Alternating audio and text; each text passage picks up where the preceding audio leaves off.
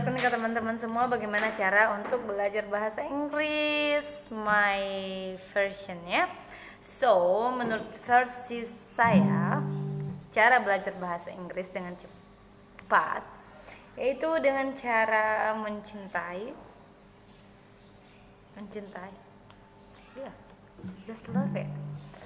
And kedua itu niatnya harus memang serius gitu, jangan hanya sekedar suka doang karena orang lain bisa kok, sayang enggak. Maksudnya ya memang kita perlu memikirkan itu, tapi jangan sampai hanya karena orang lain begitu, tapi karena kita memang mau upgrade diri kita begitu guys. Dan ketiga yaitu harus berani, nggak boleh malu. Jadi 3 hal pertama yang harus saya bagikan ke teman-teman, saya mau mengingatkan ke teman-teman semua untuk belajar itu ada 3 hal itu dengan cara mencintai apa yang mau kita lakukan, terus niatnya kita itu memang harus maksimal dan berani. Jadi ketika 3 hal ini sudah punya, dan saya percaya teman-teman pasti cepat untuk belajar bahasa Inggris. Jadi seperti begini, ketika kita ilustrasinya begini ya, mencintai. Nah, jadi ketika kita mencintai sesuatu itu, kita tuh akan ingat terus dan kita tidak akan melupakan gitu ya. Jadi dalam setiap perjalanan kita ataupun apapun ya, kita akan mengingat itu gitu. Jadi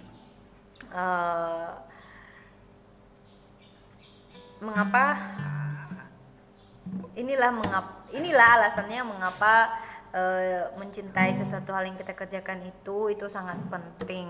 Itu alasannya. Dan niat ya, karena niat ini ya, kalau misalnya kita mau pingin tahu sesuatu tapi niatnya karena apa ya, karena situasi atau karena season gitu kan, itu Anda nggak akan bisa belajar maksimal.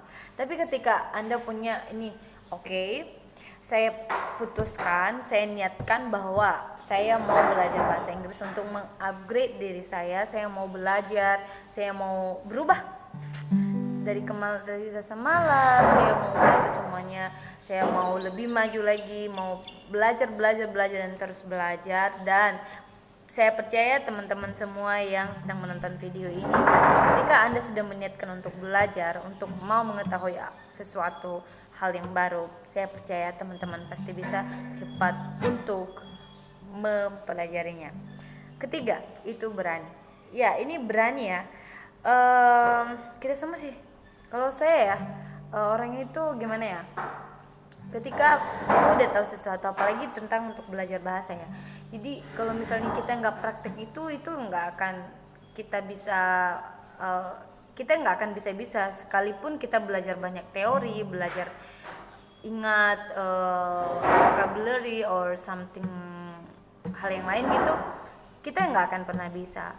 Tapi ketika kita udah ada keberanian, kita mau praktek, even kamu tidak punya orang untuk berkomunikasi ya dalam bahasa Inggris, tapi it's not a big problem, ya. Jadi Anda bisa praktek dengan diri Anda sendiri. Karena dulu waktu saya belajar bahasa Inggris itu saya